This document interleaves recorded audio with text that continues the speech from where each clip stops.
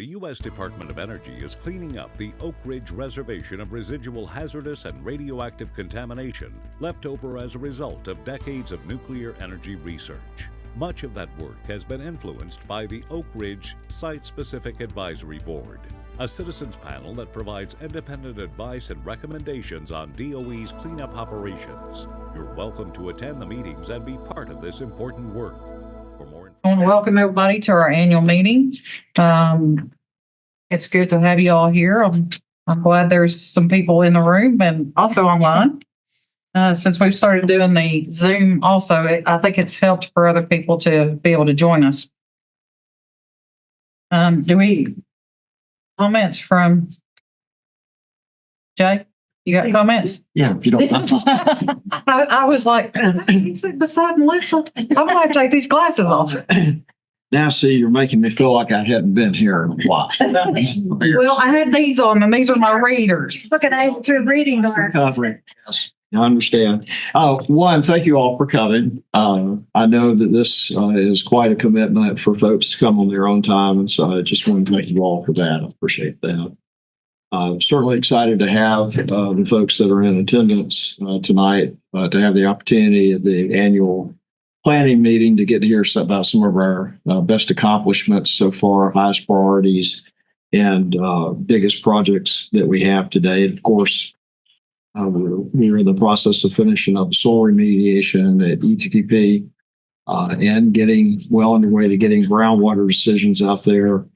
And that certainly allows us, the soil certainly allows us to finish the land transfers out there, which is pretty exciting for me. You know, that started, reindustrialization started, I don't know, 20, 25 years ago. And I don't know that anybody thought it'd be the success it's turned into today. And we're running out of property to transfer. So that's a pretty good problem to have at this point. And most of it is spoken for that's left, but being able to finish up the soils allows us to finish that for the community, and pretty exciting for us to see all the development that's taking place out there. I can still remember when it was just a bunch of old decrepit DOE buildings. Probably says something about our perseverance or lack of ability to find a different place to work.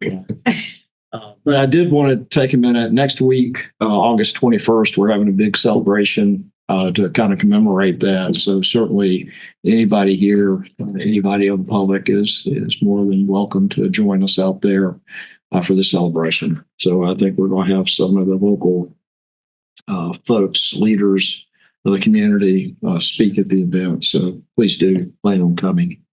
NRDA as well.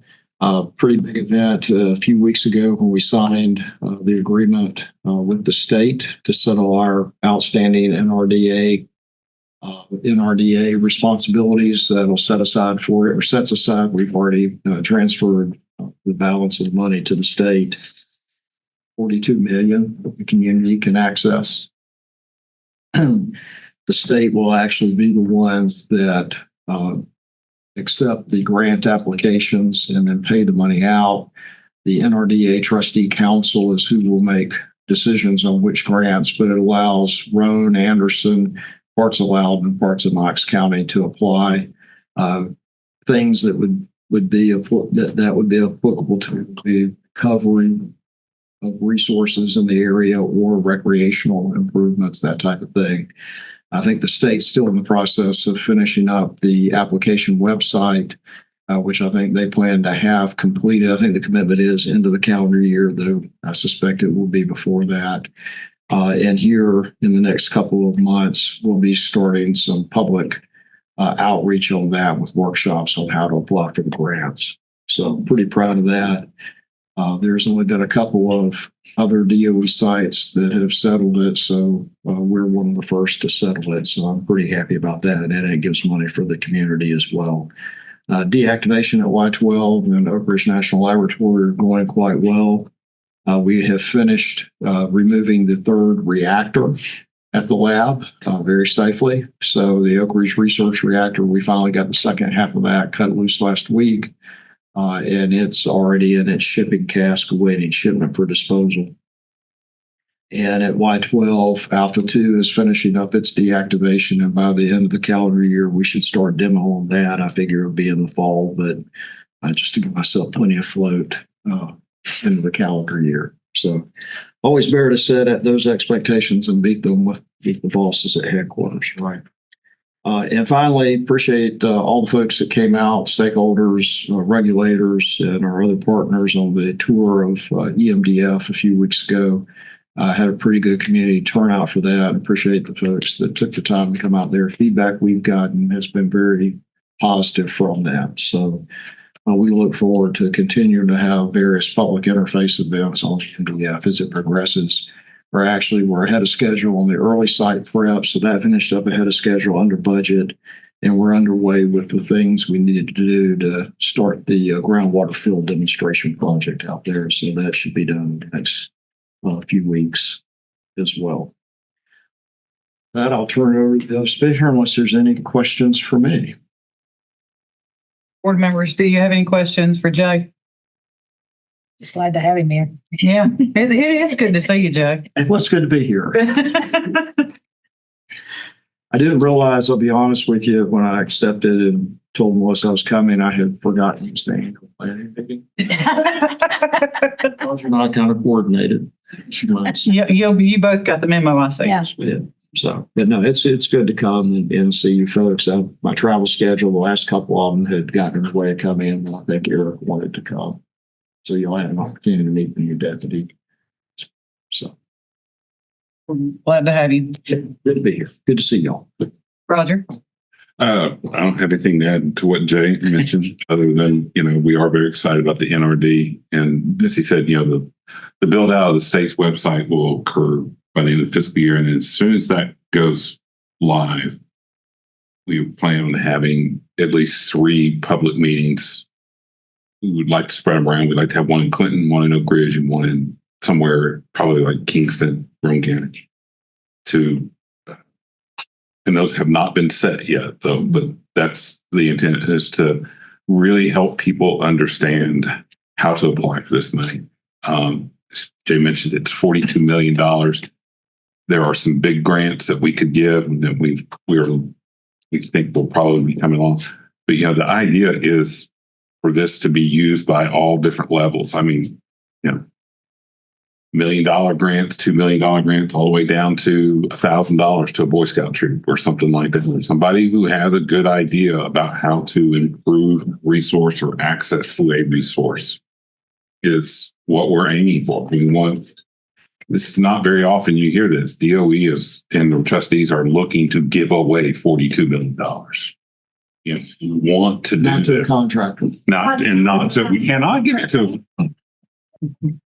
We are actually barred from doing that. So, we want to give away this money to NGOs and members of the public. Who's the faces that will decide who gets the money? The trustee council.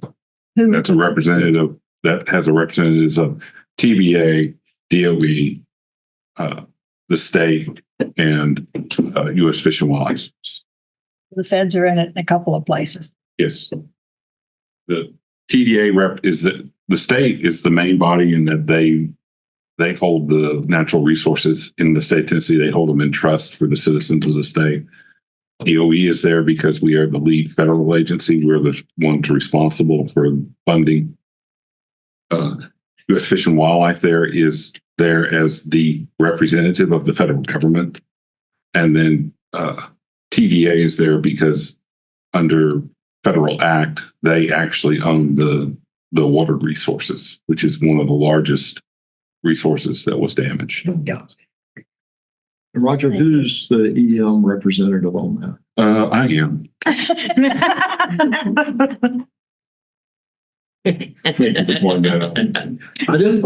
Was he voluntold? No. I've been involved in this process for about 15 years now. Oh, well. I started when I was with the state in the Lower Watts Bar NRD settlement, and have through different variety of roles have been involved in it up till now. A nice progression. Congratulations. Thank you. Yeah. So if you have, the point was if you have specific questions, Roger would be good. Yeah, he's a point person that And actually, one of the presentations we're going to have this year is is on this. on this fund. So That'll be it. That hadn't dawned on me. Christoph? Good afternoon. The only announcement I have is that last week, State of Tennessee held a public meeting on it was a public hearing on the conditional approval of the site return plan. And that public comment period expires tomorrow at 4:30 Eastern Time.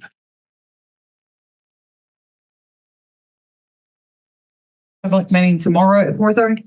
4:30 tomorrow. No, the comments expire tomorrow at 4:30. The public meeting was last week. Oh, okay. Public hearing Sorry. last week, comments expire. Yes. And I'm saying Eastern Time because there's a confusion between Eastern Standard Time and Eastern Savings Time. Right. I've chosen to use the Eastern Time. Samantha? A lot's gone on since our last ORSSAB meeting, but I think it's brought the three agencies closer together and finding solutions and in coordination and communication. I think is a great thing. It seems like, one hiccup sprung off a whole bunch of improved communication and coordination and we're looking forward to continuing to work with DOE and TDEC on this Oak Ridge project. We had the DOE has submitted the Zone 1 final soils ROD for our concurrence. We still need to approve the feasibility study addendum before we can sign off on that. But so that should be coming up this year, this calendar year.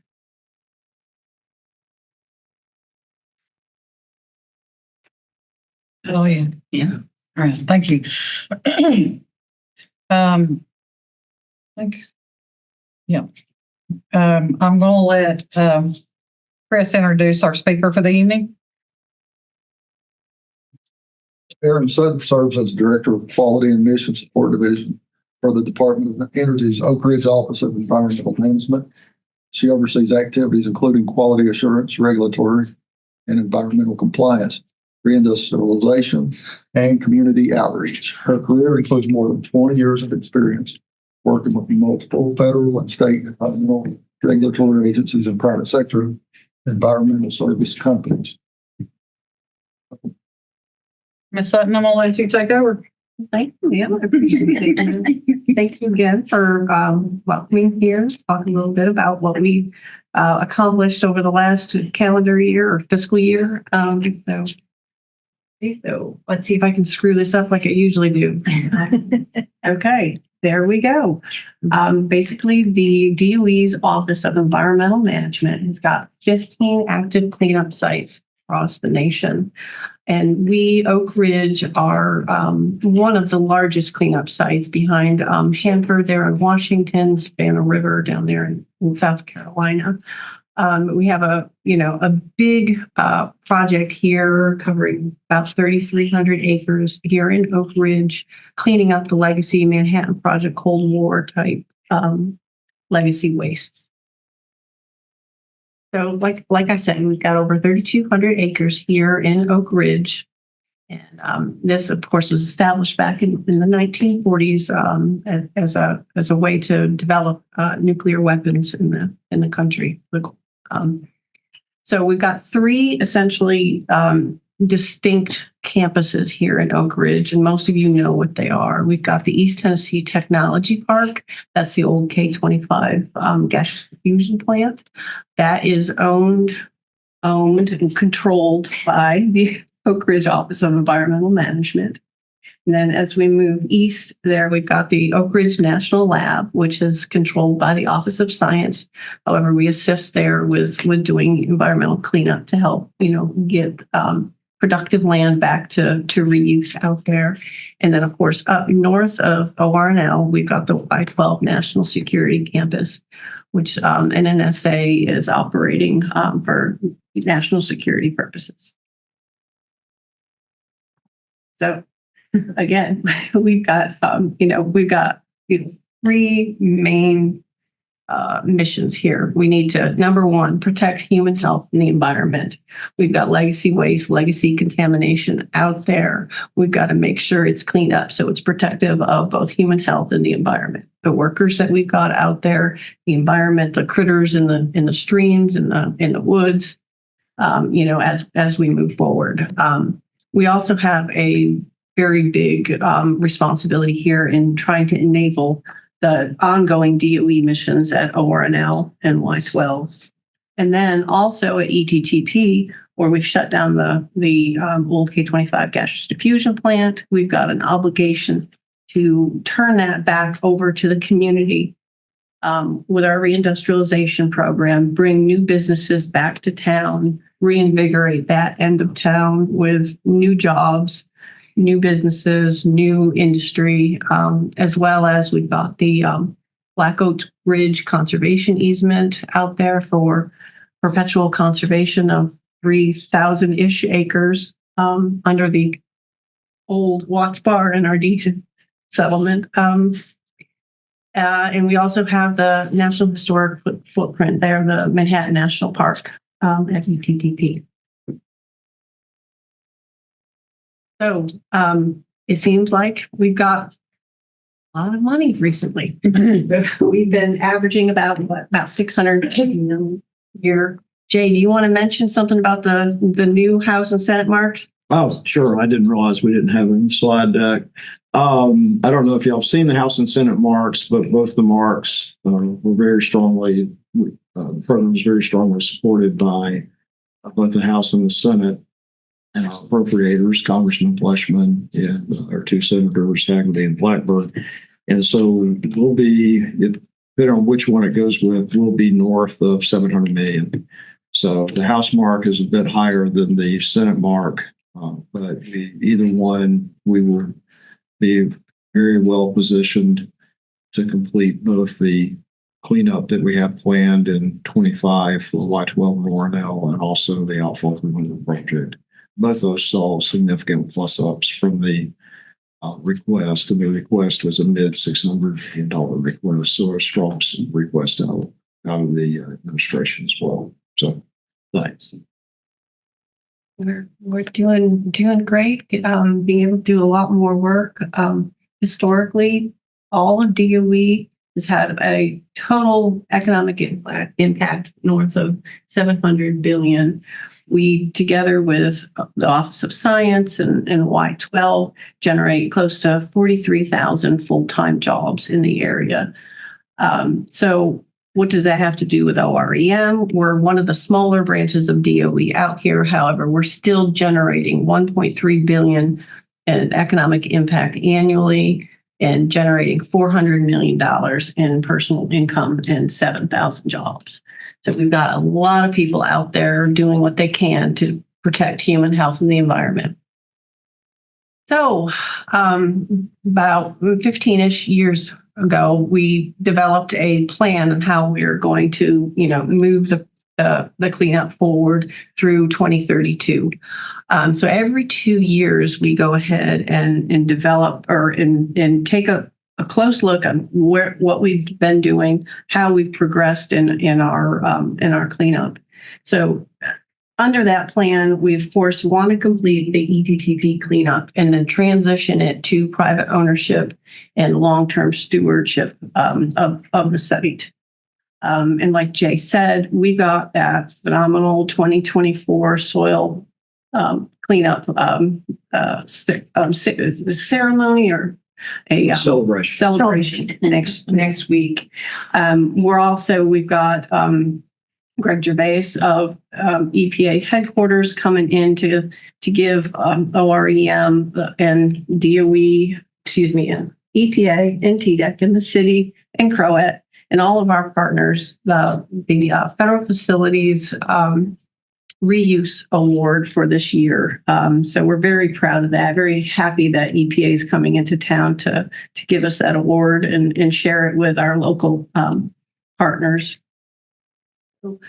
So at ETTP, at goal number 2 is to reduce the radiological risks out at ORNL. And I'll talk a little bit more about how we've progressed there.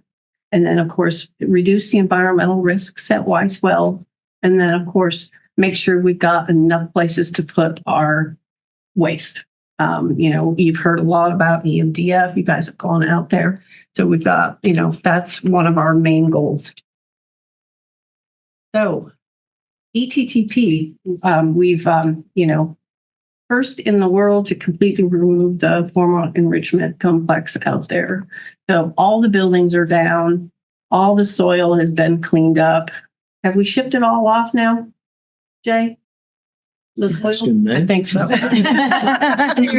You would know that, Aaron. So we shipped it all off, and so we're going to celebrate that next week. So please come out there. So of course we tore those buildings down, and we're cleaning it up, and we're turning it into a thriving industrial complex out there. We've got a lot of larger parcels. However, we're getting kind of close to the bottom now that we've cleaned it up. We've transferred a lot to CROET. We've transferred a lot to Triso X and other entities out there. So as we've started wrapping up at ETTP, we've gone ahead and moved more of our operations to Y12 and ORNL. So at ORNL, of course, about 2020 is when we started moving all of our workforce over to ORNL and Y12. And here we want to, take care of demolishing the former research reactors and the former isotope production facilities. We've got uranium-233, the world's stockpile there that we need to disposition. Mm-hmm. Just have a laser on it. Oh, I was going to point out, if you don't mind. If you press and hold the top button, Okay. it'll make a little. Yeah, that's probably not going to be fine enough. Does it all make sense? Right there, or the first 2 reactors were that we've cleaned up, and this is that 3rd reactor we're working on, where the reactor vessel itself has been removed. And that's right next to, this is graphite reactor, to kind of orient you, if you know. That's the museum. Yeah. So the idea has been to get this area cleaned up, and eventually that opens up a space to where eventually the, public can come in pretty readily and access it, and you don't have active D&D or old buildings in that area. So folks will be able to park potentially down here and walk up to it. It's kind of the idea. And here you can't really tell, but this is down gradient. So this is kind of up on a ridge if you're not familiar with the site. And this is, you'll hear us talk about the isotope road facilities and the hot cell facilities. That's down here, and that's kind of in the valley. And then you have the lab director's office is basically right in here. So that tells you how close some of that is. So that's why we're pretty proud about the fact that we were able to get the reactors and have no incident with it. So some of those were pretty high on contacts, so thousands of R. So sorry. You're good. Oh, there you go. That's all I did with it. He just got ahead of. Or anticipate. My commentary was better, though, I'm sure. So the bulk shielding reactor came down in 2022. This is also known as Building 3010. That was our first demolition. It was built in the 1950s for, radiation shielding studies. it was, a 27-foot deep reactor pool that we took care of and took out and disposed of about 130,000 gallons of contaminated water in that progress. So then in 2023, we moved over to the low intensity test reactor. It was also a monster. We took down and finally, it was back in April, we sent it off to Clive, Utah for disposition. And then on to the third one. This is one that Jay had mentioned that we got the first part of it down, and then just yesterday we announced we had the second part of it down, and now we need to get in there and take care of the reactor pool before taking down the building.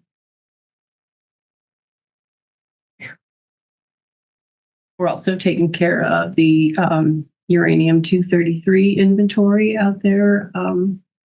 We've dispositioned almost half of it so far, and we're working with TerraPower to extract some. It's thorium-229. Yeah.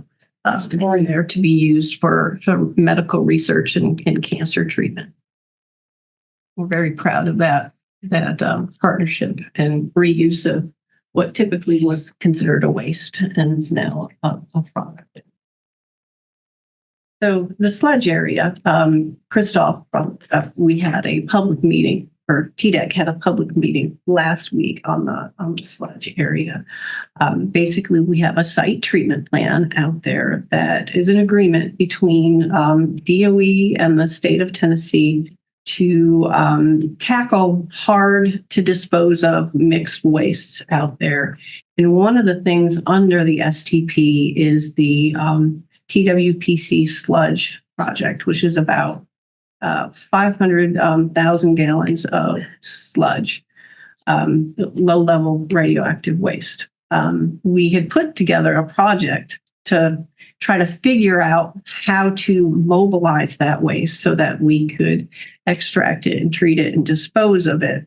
However, last year it became pretty apparent that the costs were getting too high and it was, very technically challenging.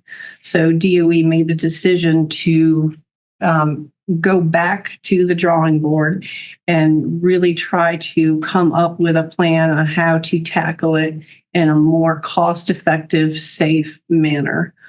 Of course, we worked with TDEC to go ahead and create some new milestones and revisit it. So what we've agreed to do is go ahead and make sure that, first of all, that the sludge is in a safe configuration. So we're going to do a detailed system health evaluation of the sludge out there. We had no indication that, it's moving, getting out. It's all in a very protected configuration. So then we're going to go ahead and try to work with ORNL because they create some liquid low-level waste, in the processes out there. So we're going to be working with ORNL to figure out a way for them to reduce the amount that they're generating while we are getting in there and doing a gap analysis of, hey, this is what we got. We need to figure out what, the missing data pieces to really be able to understand the problem out there and to design an actual treatment process that's cost effective and protective. So we've gone ahead and moved this out. This is going to be a multi-year project, but it's open for public comment now. If you'd like to get in there and look at the documents, the STP annual plan. Those are due tomorrow by 4:30. Is that correct? Yes. And if you've got any questions, feel free to ask. If you'd like to have a more detailed discussion on the sludge project, we can go ahead and probably discuss that today. I jump in? Sure. Second here. So just before the meeting, I provided staff, SSB staff, with the copy of my presentation from last week. So that's, if someone is interested, there's a lot of information that can guide maybe some comments. Thank you.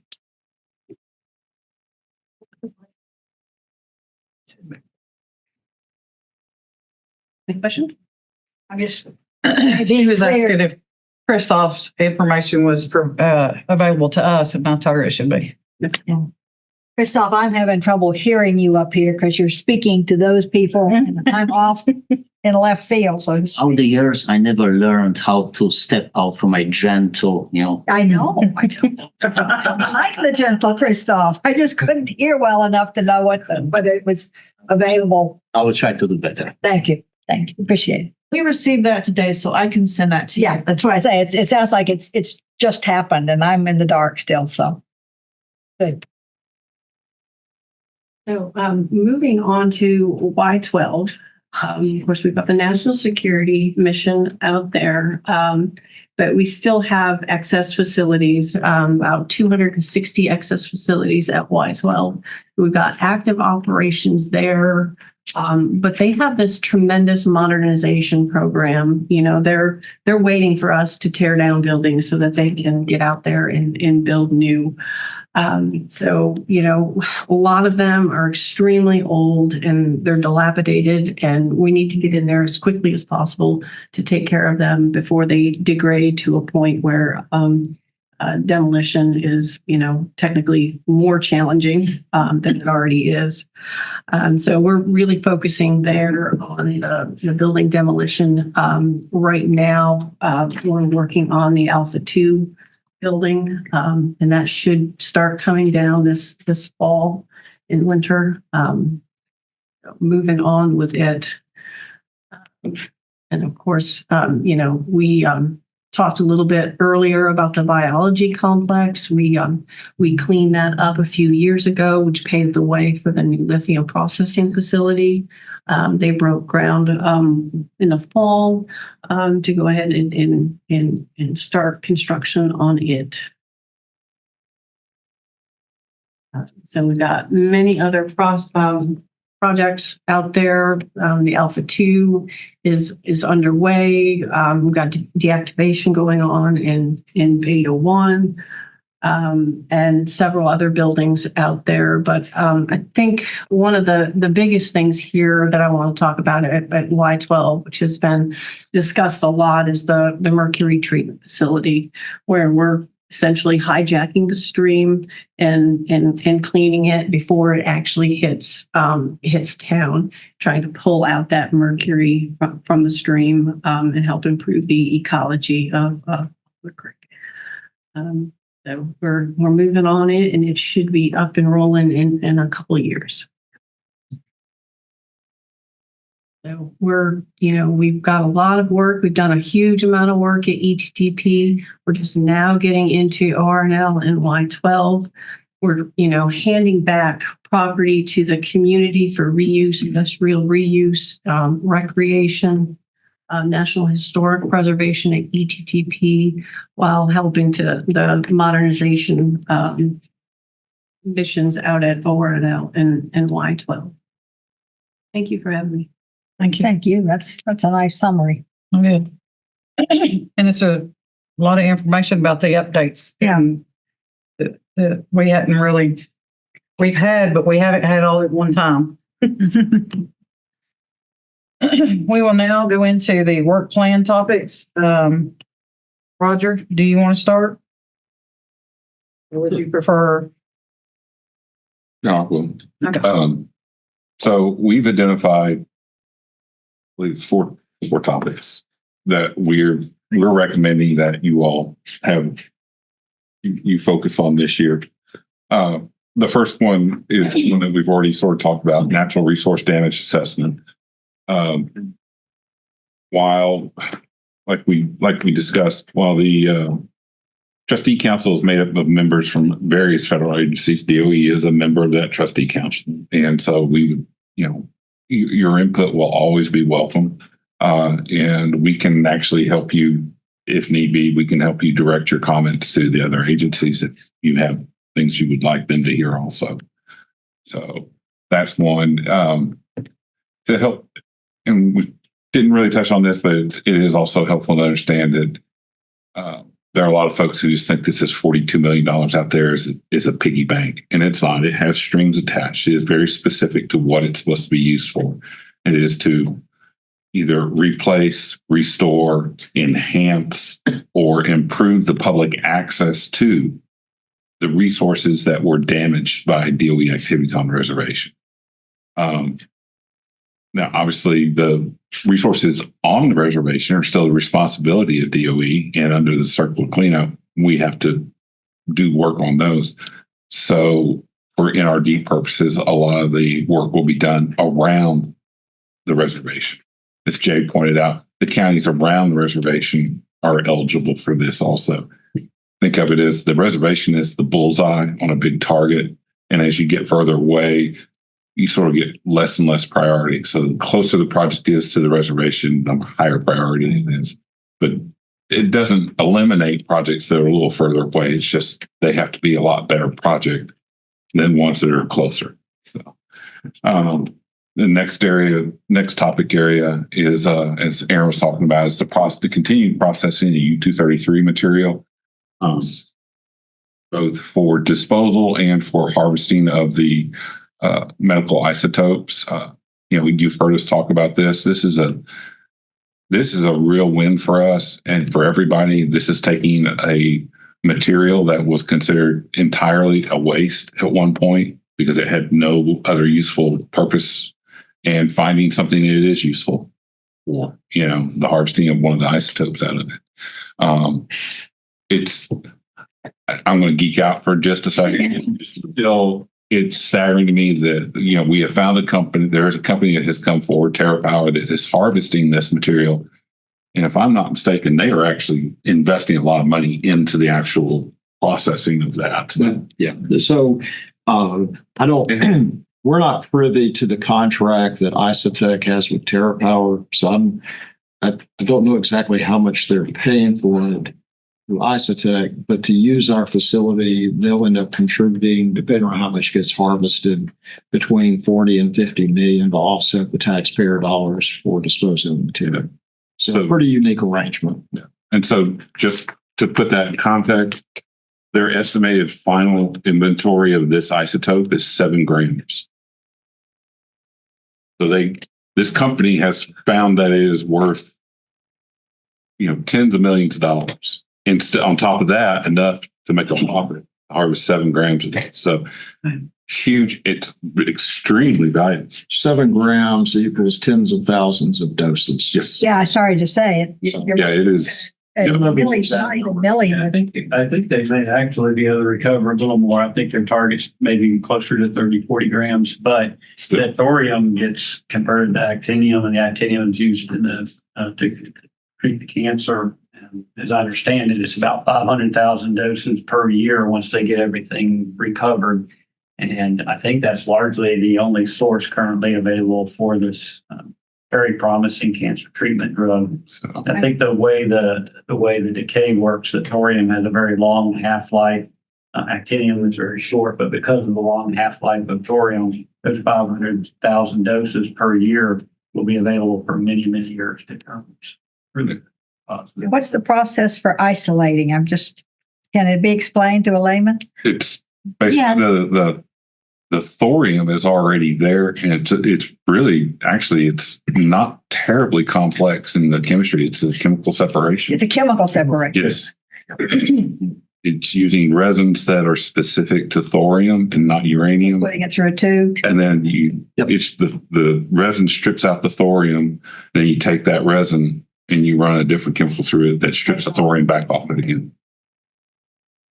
That is the kindergarten version. I need that. That's what I need. need. But not a lot. It's not super complex. But it is. It's just difficult. At an industrial level. It's being done at an industrial level with large amounts rather than with. Well, not really. It's all being done in glove boxes about size of the table here. Okay, all right. So, There's several of them, but yeah, but it's- they're all doing. Is that we went on a tour, I think it was last year. Is that the facility we went in where they were no. separate? Okay. Those are the old I hot. think we could have gotten Okay. into that. Okay. Yeah. That was the hot cells we saw. Yeah. They went into that? Yeah, that would have been. Before they were doing. It was before they started doing the work. Oh, okay. So we've moved from glove boxes into hot cells because of how radioactive it is, the stuff we're getting into now. But it is still, I think what the contractor likes, Icetech likes to call it a boutique operation. Okay. It is a fairly small operation to separate the material. That's a fairly large industrial operation to then denature it and solidify it for shipment for disposal, the U-233. But to get the thorium out and then they polish it to get the actinium. It is test tube size stuff. I mean, long test tubes, but it's like chemistry lab stuff at a college size. So right now, what we're talking to you about is the work plan topics. Mhm. Each one of these topics will have a full board meeting and EM stewardship meeting where you'll get into all. Right. Yeah. I was wondering just in terms of feel for what it was like. Sure. That shows the equipment right there. Yeah. Right. Mhm.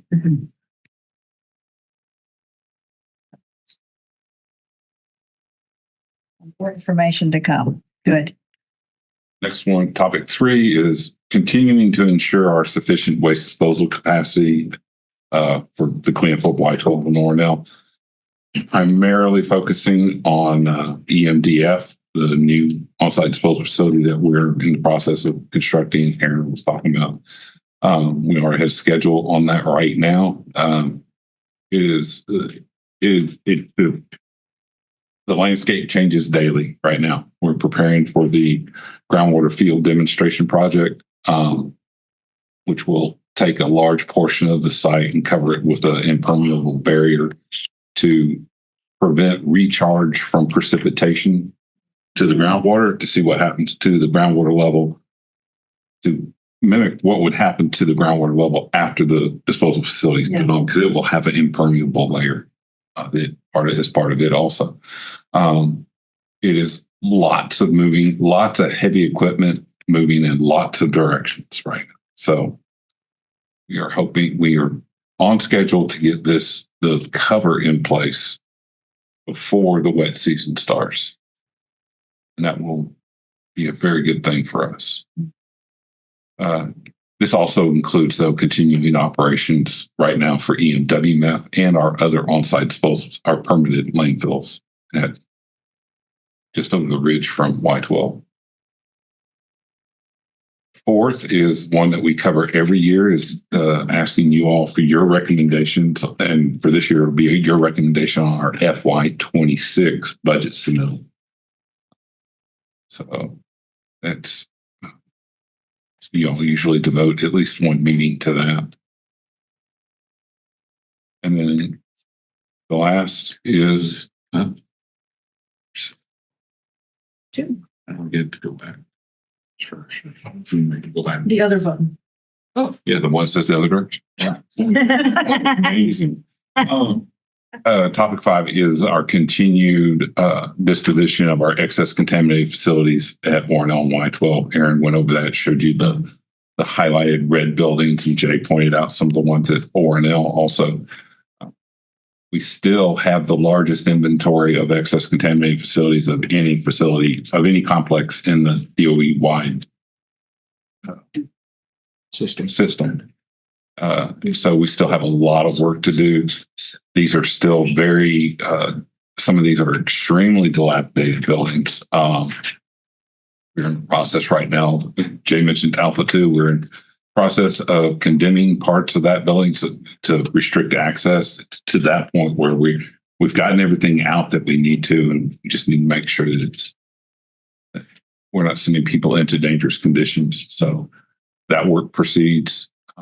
Then, as we mentioned, a lot of this is aimed at freeing up footprint for future mission needs for both Ornell and Y12.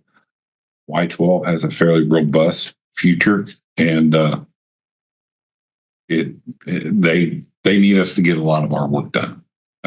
Now, fortunately, there's time to do some of that, but it's going to require a lot of coordination on our part with NNSA and vice versa. And then the last one is East Tennessee ETTP's groundwater remedy selection, primarily for the main plant groundwater. And this involves two phases. The first phase is we've already signed the ROD for. That is the interim actions where we're going to go out and begin treating the selected plumes of the volatile organic compounds with and we've done a presentation about this for y'all where we treat those with microbes and then feed those with basically corn oil. And then once that's in place, measuring the success or failure of that approach, and then trying to then also working toward a final groundwater decision at ETTP main plant groundwater. So it'll involve implementing the interim remedy and doing the investigation for the other areas, and then also measuring the success of the interim actions. I believe that is the last one. Yes. Thank you for that. Does any board members have any questions for Roger? How about online? I probably have. I don't see anybody. Am I right that the people online are seeing the slides? Yes, they are. Good. Probably better than I am, actually. Also in your packet, the actual letter that responded is there until we can get this presentation to you. The next presentation will be by Christoph. Good afternoon. There's so much work going on the reservation that our topics also grew to 6. I was hoping to beat DOE by 1, but years like 4. Right now, we're also at 6. And some of them mirror DOE's topics. Some of them are almost exactly the same from last year, because the same premises underlie most of these topics. The first one is the future disposal of waste generated during cleanup of the Oak Ridge Reservation. We have a record decision for EMDF. However, there's still a lot of work, a lot of regulatory work to be done. We have this ongoing preparation for a groundwater demonstration.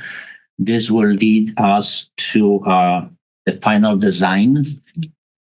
We still have to work on the discharge limits, wastewater discharges limits from the landfill. So there's still a lot of opportunity for SSAB and public input on these projects.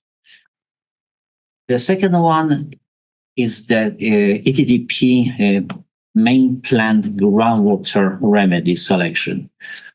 We have 2 records of decision. One is for the K31, K33 area, and we have an interim record of decision for a main plant.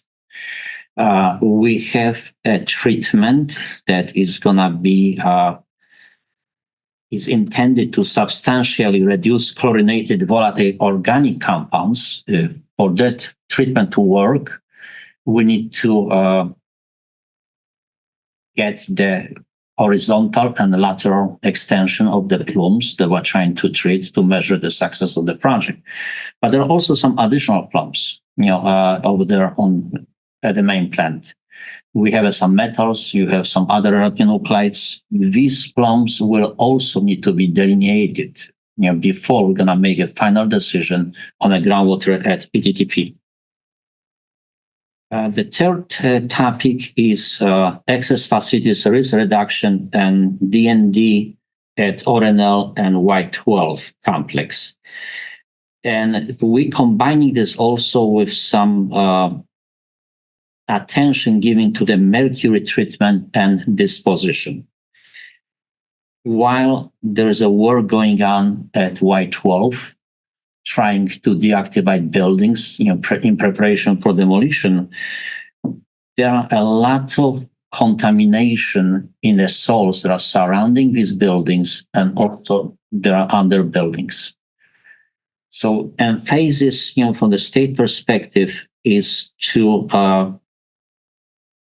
arrange the work on our reservation that we will not remove the building and lose that protective roof over the soils, potentially mobilizing contaminants, mostly mercury.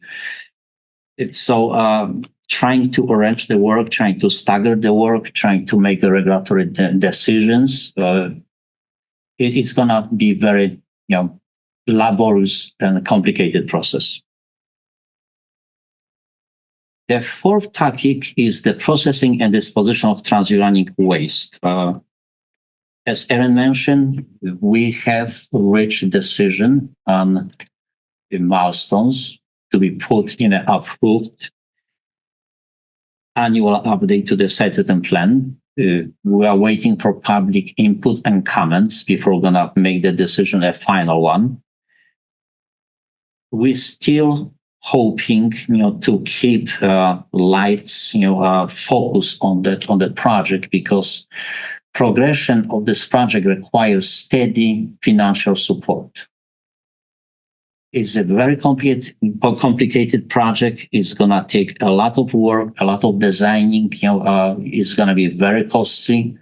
This is one of the most risky projects. There's the environmental risk, the risk to human health, risk to the workers who are going to be doing anything around these sludges. So having this project well funded will assure that continuation of storage, will provide the avenue for our scientists at Orenol to have an outlet for these sludges. After evaporation of the liquid solvent waste, that process generates the concentrates and also generates some sludges. These tanks are between half or maybe going on 3/4 full. That process to design the facility, there is going to be processing sludges, and operation of the processing facility is going to take a time. So for the time being, we need that storage capacity. And that's why EM is working very closely with Office of Science, trying to minimize output from the National Laboratory. The fifth topic is a budget and budget prioritization efforts. We are hoping to have a little bit more involvement in project prioritizations.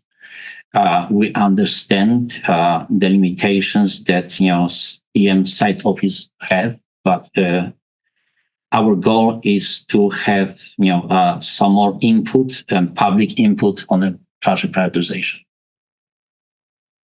And the sixth one is the interesting one. This is the emerging contaminants, known in as abbreviation PFAS. This is something very new. Regulators trying to get their hands around them. At least 2 of them were declared by the EPA as hazardous substances. EPA established some limits for them. There were and there are still in use in a lot of consumer products. The firefighting powder, it was one of its PFAS. So any fire training facilities, there is a contamination related from these substances. This is very similar issue to the PCBs. These substances are very long-lived. It's hard to destroy them. They are resistant in the environment. They were detected in fish tissue. They were detected in some humans in their blood. So there is that jury still on how dangerous they are. And since this is, very new development, the jury is also on how much these contaminants will increase the cost of cleanup from the DOE sites. Do any board members have questions for Christoph? Move on. Next presentation will be by Samantha. Yeah, I don't have an actual presentation, but I received the letter requesting for 2 topics. And I just sent it out this afternoon. I apologize for it being late or later than requested. The things that are top priority for EPA is improving communication, particularly between EM and Office of Science and Y12. There was a disconnect, and Y12 began constructing the lithium processing facility on the former biology complex, which had only been cleaned up to 2 feet, which according to the interim WAD was all that was required. However, contamination existed deeper than that. And they discovered that doing the construction. And so it was just a general lack of communication. I found out about it from TDEC, and Ian also didn't know about it. TDEC knew about it. So we made progress there now in our FFA project managers meeting. Today we had a Y12 representative, and they were saying he was saying that they're eager to move forward on constructing new facilities as these buildings are torn down. So, in order to meet their needs, Ian needs to coordinate with them on prioritization of which parcels are needed the most, and working more together on that. And that process has started, and there's also been a concern about land use controls, because that ROD had a land use control in it, limiting going beyond 2 feet. And that notification did not occur that they were going to be going below 2 feet. And so we've created a new loop group to look at all land use controls and figure out what's the best way to have them. They're defined differently between different documents, like for one area, and we just need to have a clear land use control document or plan or program that it's understood by everyone. I think there's been, some communication problems, and a lot of it's been from EPA with regards to sending out clear comments on documents, and we discussed that today also.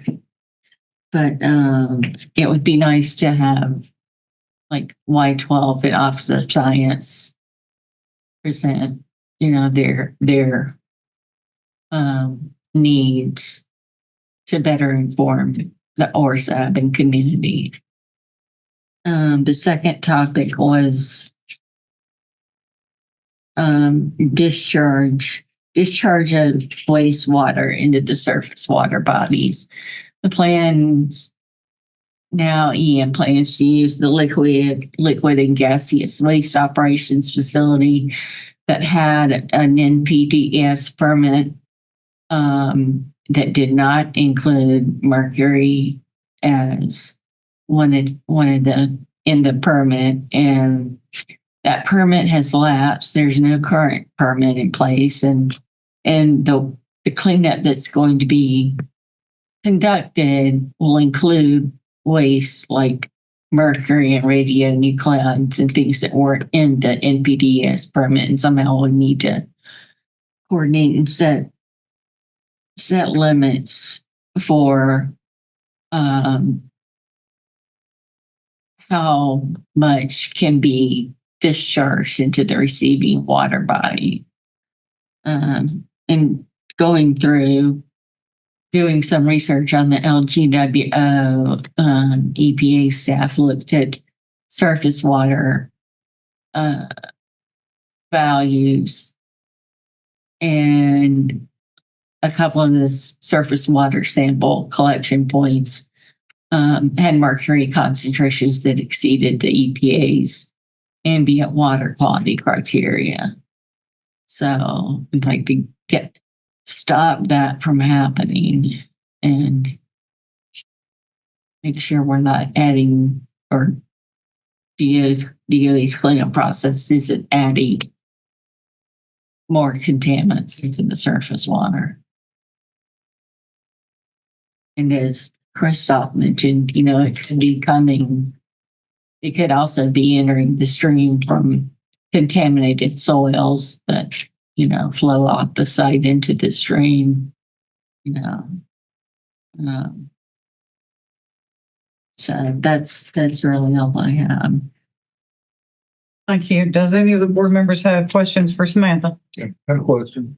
So the 2 feet, is that thought out at ETTP, there was a 10 feet. Yes. So was that 2 feet, I think, if they're going to build a building, that's fine for a lot of areas, but if you're going to build a building, most footers, 2 feet. Yeah, the rod itself is very old. I think it was written in 2006, and it called for 10 feet on one portion of Y12 and 2 feet on another portion. And that was, since that was written in 2006, they didn't have information on new construction being planned and stuff like that. But we're much more aware of it now. And this wasn't a final ROD. This was an interim ROD only. So there was expectation that the final decision is going to be rendered later. Are there any other board member questions? I was wondering if you're aware, Samantha, if in other areas EPA has criterion already set up with like Hanford or some other places about what they're discharging. Is there a national standard? Well, the national standards is Safe Drinking Water criteria. And I can't speak for any of the other DOE sites, but like at ETTP, we ended up DOE constructed a mobile treatment unit that is, top of the line, best treatment of best available treatment methods for treating water at ETTP near the end of the cleanup. And, something like that, consider too. It's not all about the numbers, but also about, if you're using the best available technology to treat the water, that's kind of the best you can do at this point. Anybody else? Okay, so y'all have heard recommendations by DOE, also by TDEC and EPA. I know should be a copy of all of them in your packet. At this time, we will take suggestions from the members on what topics that y'all would like to see in 2025.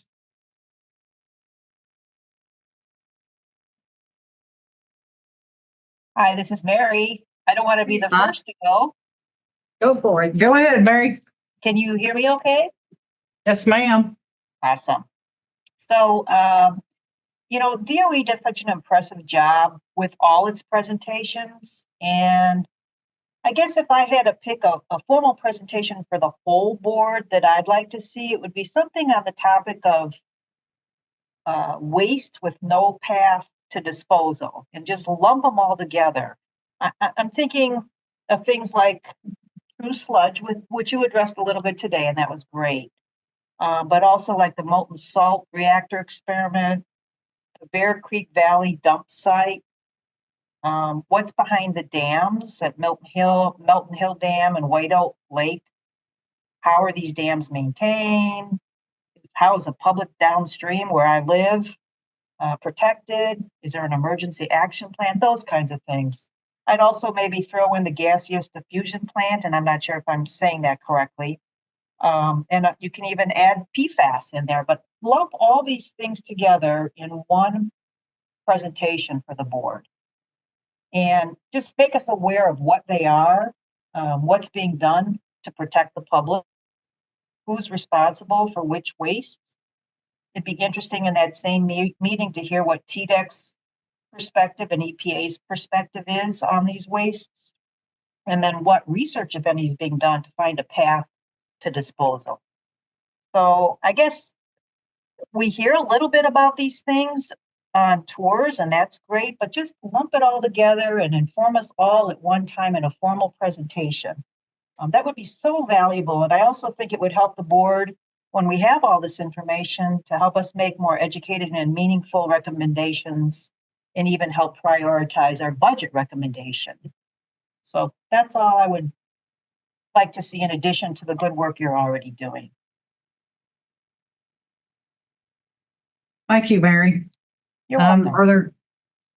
Are there any other board members that have suggestions?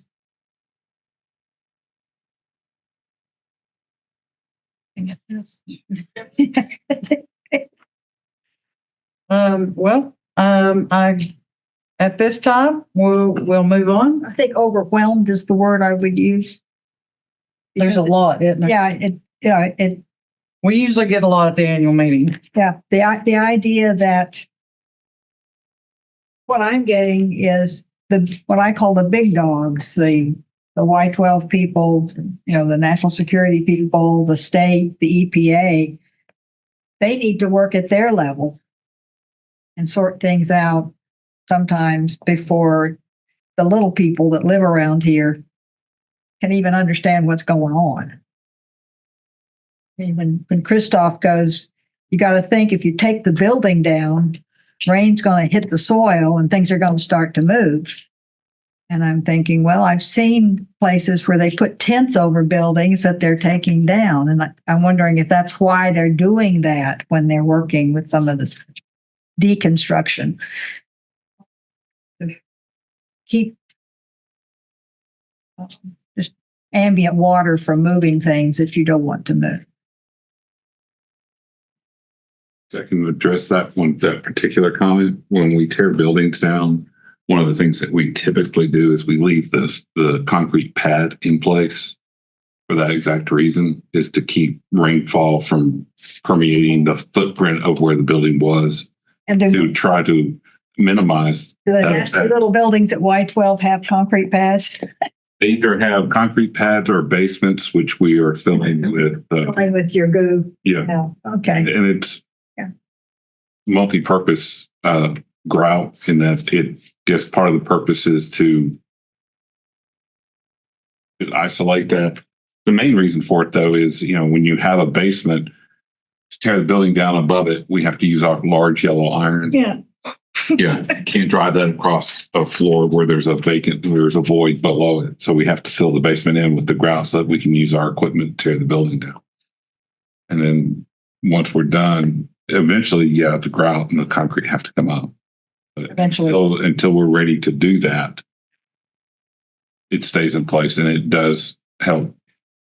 At least based on our experience at ETTP, it does. As long as the pads remain in place, it does help minimize the migration. But you guys historically check soils to see what's there before you expose them. Actually, part of the Alpha 2 process was sending crews into the basement, and where it was safe for the crews to operate, we actually took core samples of the soil from below the building. It just seems like it's all best practice that you can do. I've wondered if you guys had to, I mean, if you're looking at constraints as far as the cleanup effort, I mean, if you had more money, could you get more people in here? People there. What are the real constraints? Is it always money? I mean, or is it transportation? Is it? You want to take it? Yeah. People that want to work. I mean, I know it has to be work. No, we actually, so it gets fairly easy to be. I was kind of master of my own domain. So I could open up as many work fronts as made sense for me to open up. Okay. Moving over to Y12 and Ornell, you're more constrained because of the topography, and I'm constrained because of site operations. Yeah. Right. So in addition to that, there's a difference between the size of the facilities at the two sites. So you kind of saw how congested it was in the rather small buildings, the old reactor buildings, which in a lot of cases are around the size of this room, maybe twice the size of this room in footprint, roughly. I can't get as many people in there as I can, like Alpha 2, which is a humongous building that would approach maybe a K-29 size building. So that's a lot of it, and getting people on and off site. Right now, you've got about 9,000 employees coming on Y12 just for NNSA. Then you add on top of that, what UCOR is trying to get on and off, and that becomes a logistics problem to get through the gates. But you have about 6,000 folks, give or take, for science coming off Ornell a day, in addition to the EM folks. So that gets, and you think about trucks that have to come in for the concrete, both for their construction, our construction. We had a meeting with Y12 yesterday and some of the NSA folks from headquarters. And we annually sit down and try to coordinate and plan what we're going to go after to fit our cleanup plans into both programs' modernization efforts. What we heard yesterday looks like they're increasing at Y12 their modernization efforts and pulling it to the left on the schedule. So they want to accelerate more buildings faster, which is going to be fairly challenging for us. So that whole coordination, and oh, by the way, they're going to continue to operate and do things with weapons components, much of which is in high precision machining environments right next to buildings I need to tear down. So while you're doing high precision machining, I can't be next door with the yelling and stuff down. The plan we had maybe 2 years ago for Y12, which was different than the plan we had 4 years before that. When I got back from headquarters, it was becoming obvious that we needed to replan. So we started a replanning effort to change how we were going to focus and what we're going to get into. And all that has been evolving as we learn that the approach that UCOR thought they would take, like in the basement of Alpha 2, was really not an effective approach, more from a productivity and safety perspective than it was from an environmental perspective. When you hear basement, in your mind's eye, I think you think about some of the basements we had at EGDP, which are paid, they're a true basement with a floor. The basement Alpha 2, for instance, Beta 1 somewhere, is a dirt floor. It's more like a basement, a huge basement in your house around here, or crawl space is really what it looks like. In some places, the workers are down on their hands and knees, and others, the piping you need to get to is 20 feet above. It's very uneven surface. So not a surface that is very productive for people to manhandle things on. Right? And so that's caused the replan. I went and toured it. Based on my observations, we replanned the work to use CLSM. That was not the original plan for how UCOR was going to attack it, but that is what we had done at Biology Complex. So part of that was lessons learned from how we did the quote basement, which was really more like a big pipe chase. And biology complex was to move over and use that same thing. So that probably is going to be how we go after the rest of the large mercury building basements at Y12. But we've also asked UCOR to stand up a separate team that's not responsible for the work, so they can start thinking about lessons learned that we're getting out of Alpha 2 to incorporate as we move forward. Because we've got lessons learned on how to deal with mercury and vapors and things like that from Colex equipment that we did a few years ago. And what we did at Biology Complex, which really didn't have the kind of hazards that we have in Alpha 2, start combining those to figure out how we're going to do the next one. In a perfect world, I'd like to figure out a way to get some heavy equipment in the basement, because then I can pressurize a cab, so I don't have a problem with people breathing mercury vapors. And I can use heavy equipment, relatively heavy, smaller, but heavy equipment, which is better than manhandling stuff. That's in a perfect world. Yeah. So we'll see where we get, but those are the kinds of things we're thinking about as we get into the buildings where mercury is going to, supposedly the amount of mercury that was going to be invaded in Alpha 2 is small. It's not. I noticed we have the 6.5 tons. We've collected more mercury than that now. The 6.5 tons was just from Colex. I don't know I'm trying to get that number. And I think we're going to approach 8-9 tons of mercury by the time we're done. Collected at Y12 by the time we're done just with Alpha 2. And we're finding mercury in places you wouldn't have anticipated being. If you got in systems that never should have had mercury in it, the best guess is either there was some type of cross connect, similar to what you might have with potable water and sewer. Yeah, they aren't supposed to get together, but they do. Sometimes do, if they cross each other, or from vapors reconcentrate or Condensing. Thank you. Recondensing out of into systems you wouldn't normally expect to find in steam systems, things like that, but we are. And that's part of what happened at biology complexes. They were digging down. The systems where they have found mercury there are not systems you would have expected to find mercury in. Storm sewer, steam lines, abandoned steam lines, things like that. And there was never use that we're aware of at biology complexes. So there would have been no reason for it to be over there other than it migrated through systems. So sounds like just logistics. yeah. Is there any way that we could kind of run an end run around Y12 and ask them to just slow down? Is there a way we can do that? Guns. Yeah. I have guns. They have guns. I know, that's the deal. Maybe you guys can, I can't. Yeah. Maybe that's a better way to say it. What about expanding roads to facilitate? They're getting, both those sites are going to get billions of dollars a year for modernization and expansion, which makes my job harder. Actually, it's a good thing in the big picture, right? I mean, that's not a bad thing that you're seeing that kind of money modernizing those two facilities. Well, ORNL, I would love to see modernized forever and ever. One of the things. Well, I have no interest in modernizing. So, that's personal.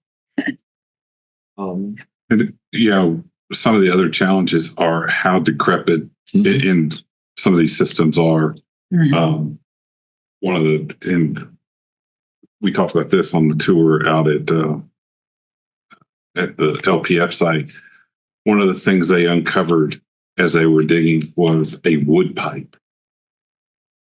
Came from when they were actually originally built the facility. It was during the war, materials were shorthanded. They were building storm drains. They ran out of enough material to build storm drains. They actually made storm drains out of wood, and they uncovered one. It's being put into the museum.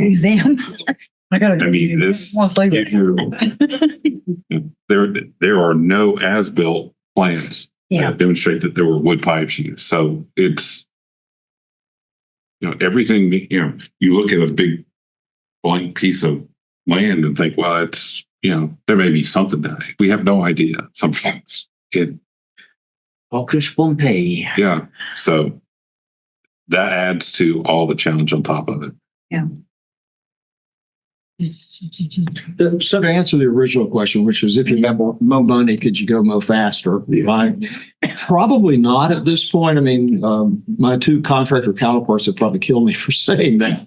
But there comes a point when you've got too many workers in a space, right? And we're Get in each other's way or they hurt each other.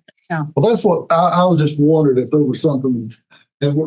my opinion, Jay's opinion, we're probably about there at $750 million. I mean, think about where this program was 10, 15 years ago. We were getting $420 million a year, give or take. And we've almost essentially doubled that through the efforts of Senator Alexander, Congressman Fleshman, Senator Haggerty, have all been very strong supporters. And I'm not complaining about that, but there's going to come a point when I can't spend the money fast enough. And Congress, by the way, doesn't like to hear that. Yes, It's money, what are you doing Monday? So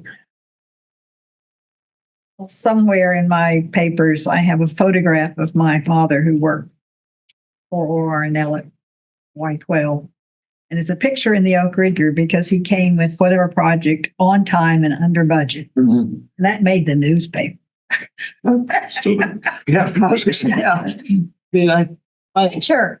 look, many and we have both our contractors we have are fantastic performing contractors, especially when you compare that to the rest of the EM complex. And most of our projects are delivered on time under budget. And it's not many of my peers that when we go to DC get to say that. So that is part of what has helped us make the case for return on investment and why it's investment worthy. And that's been both sides of the aisle. It's been kind of interesting. We used to get, I don't think any other site got support out of Patty Murray's staffer, Hanford, right? But we did. So that's not because we got work done, the funding to get here. So.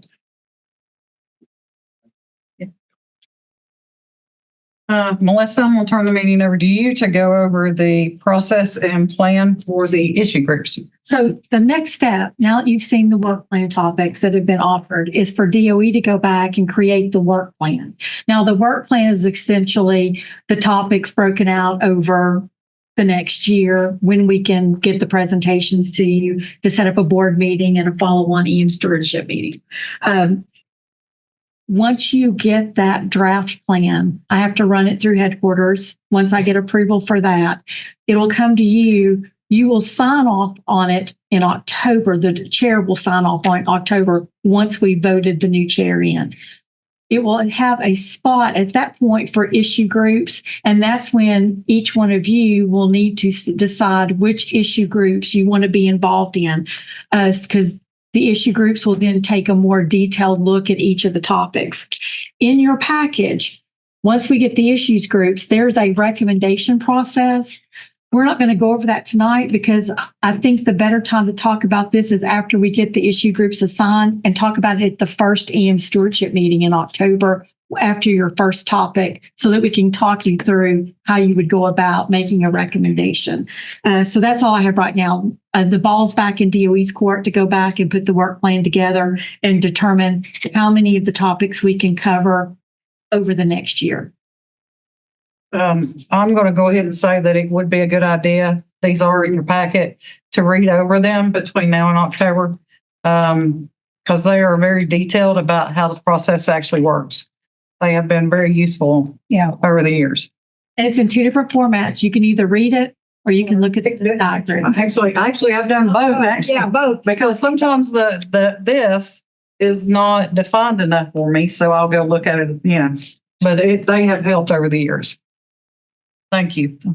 We will go into public comment, and since we're on the annual meeting and we do have still quite a few things to cover, if y'all will limit any comments to 3 minutes, that would be greatly appreciated. We do have one member of the public for public comment.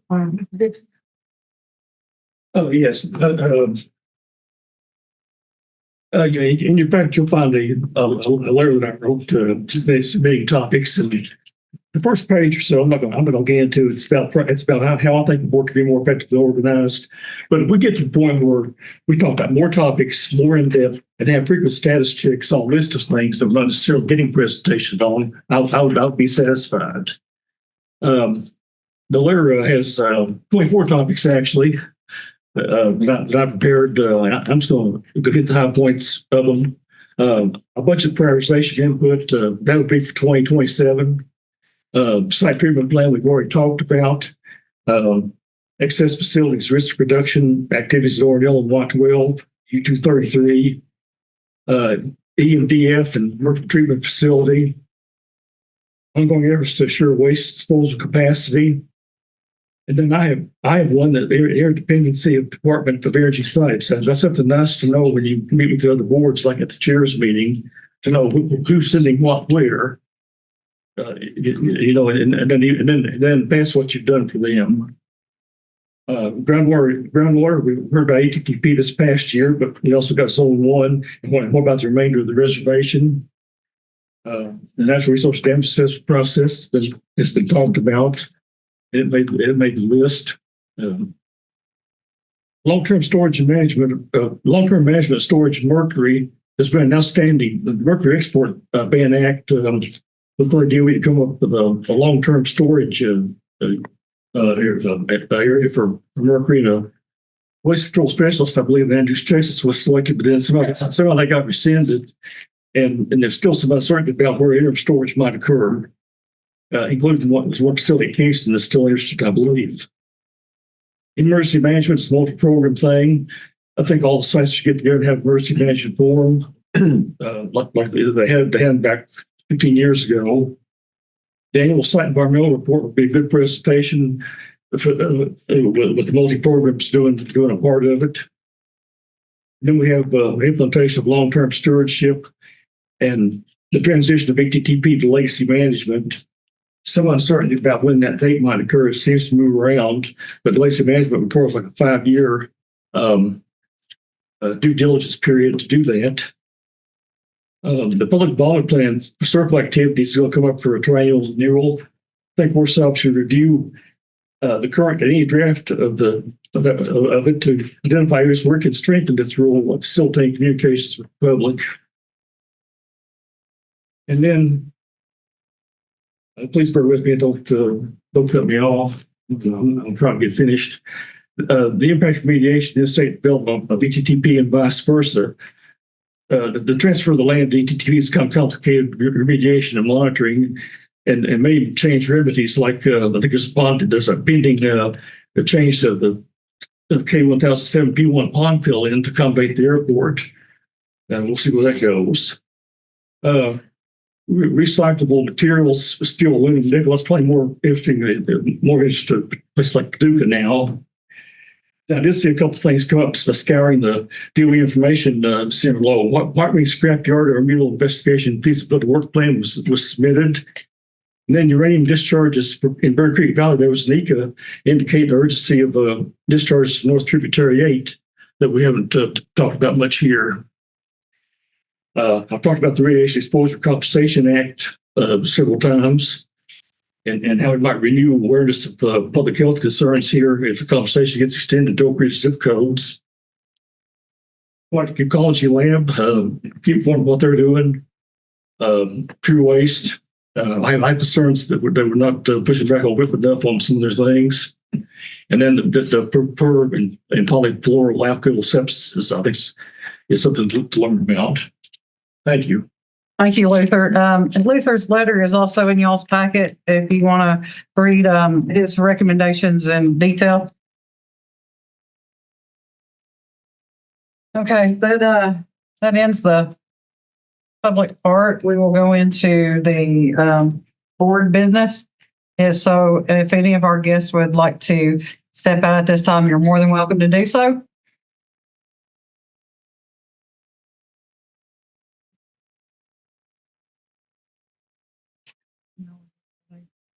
Amy, do we have a quorum? No, ma'am, we do not. That's what we were just discussing. We're whispering about it over here. If you were here, Mary, you'd be in that whisper. I can see on the thing on the TV or whatever that is, the camera. It doesn't look. between that and who's online, it doesn't look like we have enough. No, ma'am, we do not. Yes. We can still do the other two items. We just can't vote on the minutes. Right, yeah. Yeah, we can do everything but voting. Okay, on the agenda, we have the officer nominee or nominations, which are also in your pack. I can't remember where they're actually at, but I know, you got it?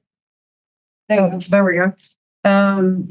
So these are just, this is the start of a slate. There we go. Just the start. Or a slate for who people have said that they were interested, or, just going through and asking for people to give nominations.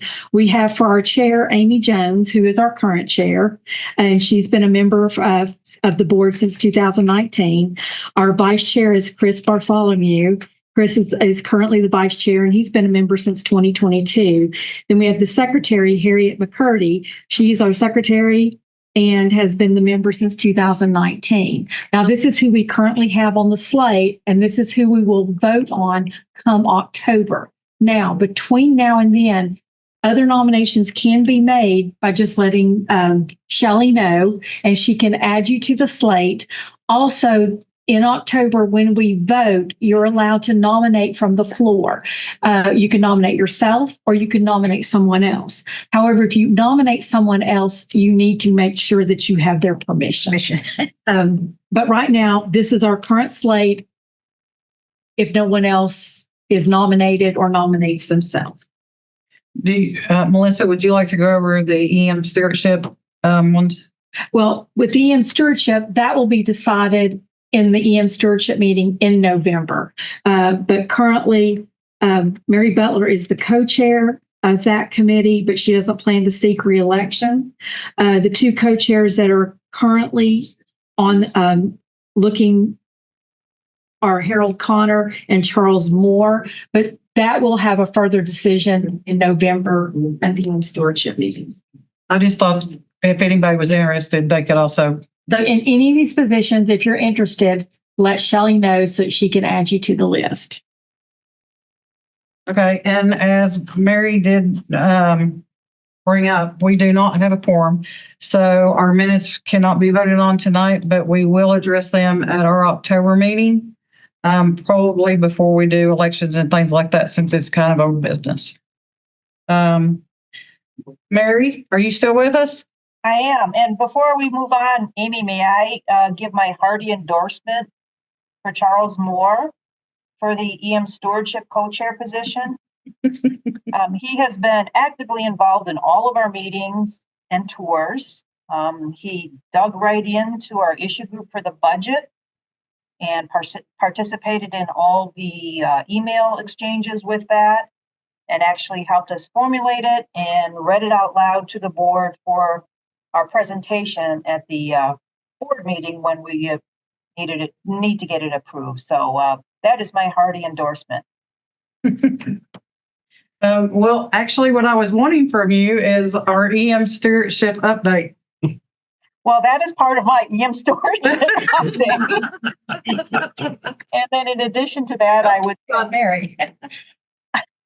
Our next meeting is October 20, was it the 23rd? I don't have the document in front of me. Is it? Hang on, I'll tell you. We're meeting in October or not? You all should be meeting in October because we do, and it would be the 23rd. Okay. All right. So, but that's not when we have the election. But we're not having an EM stewardship meeting in November, correct? Mm-hmm. No, you should be having one because you got to do elections then. Hang on. It's the day before Thanksgiving, so I had thought we had. And my apologies. October, you guys will vote, and you will also decide whether you want to move the EM stewardship meeting in November or to cancel it. So October is the election. So yes. I don't have it. And Mary, the only calendar that we had in our packet was August and September, just so you know. Okay, great. Thank you. Yeah. So our meeting in October will include the election. Okay. Melissa, you're back on the agenda for closing. I want to thank everyone who could come tonight. I really appreciate participation. And for those of you online, thank you so much for dialing in. And that's all I have. Well, I really don't have a whole lot either. I appreciate everybody that came tonight and participated. I will tell you that our next meeting is our chair meeting, September 25th and 26th. And you don't have to be the chair to attend. They've opened it up to all the members. And I highly recommend that you all attend one of the chair meetings. And I think Chris will back me up on that one. That it is very interesting to hear from the other sites what they are doing and what's going on and the discussion that we have at those meetings. It's I very would echo interesting. those comments, Amy. I was so fortunate to be able to join you two in Ohio earlier this year, and it was such a valuable learning experience for me to meet all the other folks here, what their issues are, and hear from headquarters. So yeah, absolutely. If you have an opportunity, I would definitely encourage you to go to that. And it's basically a day and a half. The first day is full of meetings, and that would be updates from headquarters and different organizations. And then the second day is just a half a day. So it's not that, I mean, you're not dedicating a whole lot of time to it. But if you get a chance to come by, I know that our board would sure appreciate a good attendance for this, as it is, since we are hosting it. Does anybody have anything else before we close? I need a motion to adjourn. Second. Well, I got a motion and a second to adjourn. All in favor? Aye. Opposed? We're adjourned.